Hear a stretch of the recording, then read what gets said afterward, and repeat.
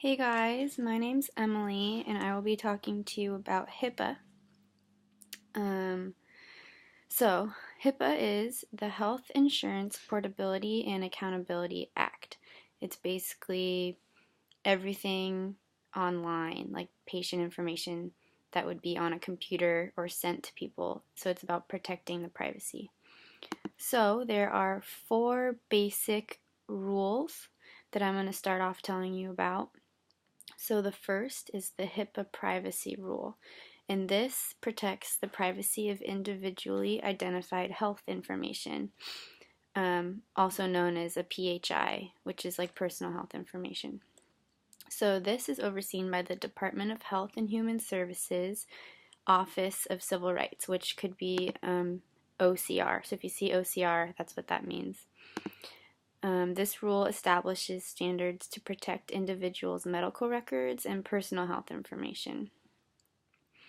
And some of these things are safeguards to protect personal health information. It sets limits and conditions on uses and disclosures that may be made without patient permission.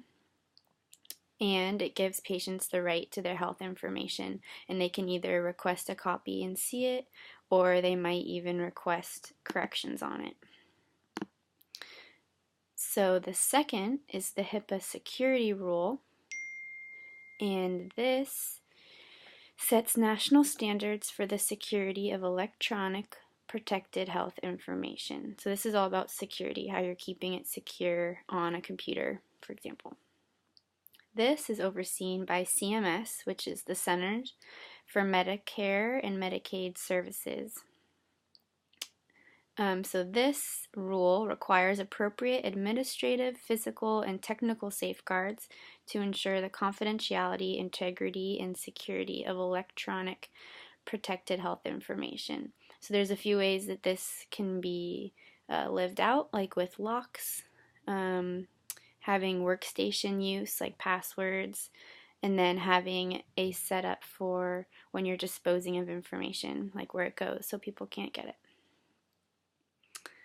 Which brings us to the third rule, which is the HIPAA breach rule. This rule requires notification following a breach of unsecured protected health information. And in case you don't know exactly what a breach is an impermissible use or disclosure that comprises the security of privacy of personal health information. So basically, if anything gets out, but the patient didn't allow to get out. And this is implemented and enforced by the Federal Trade Commission, or the FTC. Lastly, we have the patient safety rule. This protects identifiable information being used to analyze patient safety events and improve patient safety. So if information is being used to analyze patient safety and it needs to be talked about, like in supervision or anything, this rule protects the safety of the patient. So moving on, the HIPAA rule applies to covered entities and business associates. So briefly, I'll just go over what a covered entity is. A covered entity is a healthcare provider, so this could be doctor, dentist, psychologist, any healthcare provider. The second is a health plan, so this would include health insurance companies or a company such as Medicare or Medicaid. And third, a healthcare clearinghouse. And these are entities that process non-standard health information from another entity into a standard, or vice versa. Enforcement. So since the compliance date in April 2003, Health and Human Services have received over 99,957 HIPAA complaints. Now that's a lot. And the good news is over 96% of these complaints were resolved. The compliance issues investigated most, from most frequent to least, there's 5 of them. The first one is impermissible uses and disclosures of protected health information, so not having permission to share things.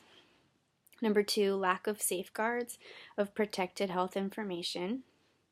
3, lack of patient access to their protected health information. 4, uses or disclosures of more than the minimum necessary protected health information. And lastly, number 5, lack of administrative safeguards of electronic protected health information. So most of these, as you can tell, are just how you keep this information protected, access to the patient, and like not giving out information when you're not supposed to. Pretty self-explanatory. The most common types of covered entities that have been required to take corrective action to achieve voluntary compliance are, there's 4. Private practices are the top one, general hospitals, outpatient facilities, and 4, health plan, which is like group health plans and health insurance users and pharmacies. Okay, we have 2 more things here. Steps to HIPAA compliance. So there are some steps you can take to make sure you are complying correctly with HIPAA and avoid getting any complaints or violations. The first is to run a complete risk assessment of medical practices. And this is basically just based on the size of your entity. It's just a risk assessment to make sure that you're covered everywhere. And it's to ensure you're HIPAA complied, and it will find any areas where you might need to fix and get up to code. The second one is to prepare for a disaster before it occurs, and this includes backing up your medical data regularly. This could even include getting it backed up somewhere on an offsite in case there's a fire where you are or a disaster. Chances are your file will just be where you are, and so your data can still be protected elsewhere. And this also includes antivirus programs should be installed to prevent corruption, which makes sense. The third one is have an ongoing employee training program.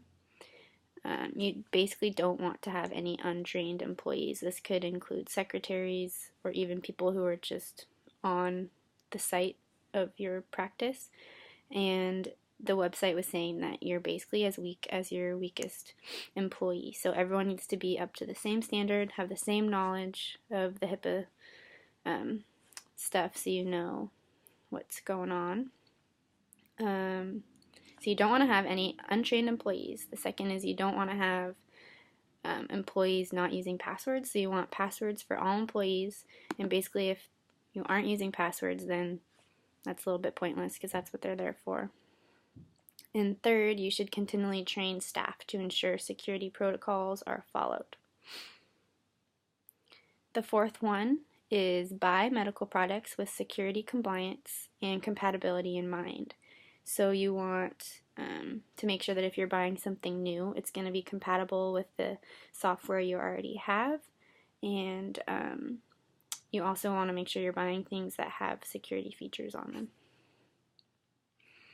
The fifth one is collaborate with affected parties.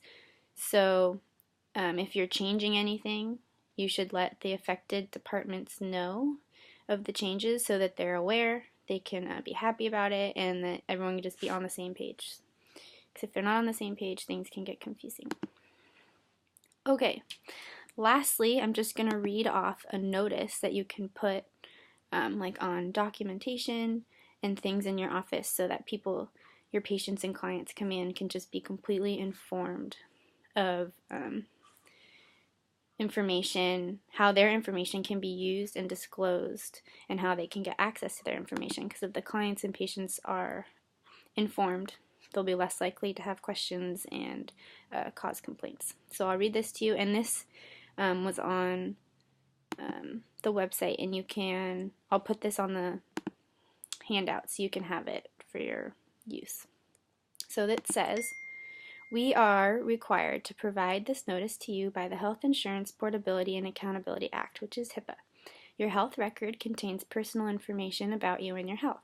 State and federal laws protect the confidentiality of this information. Protected Health Information, or PHI, is information about you, including demographic information that may identify you or be used to identify you that relate to your past, present, or future physical or mental health condition, the provisions of healthcare services, or past, present, or future payment for the provision of healthcare.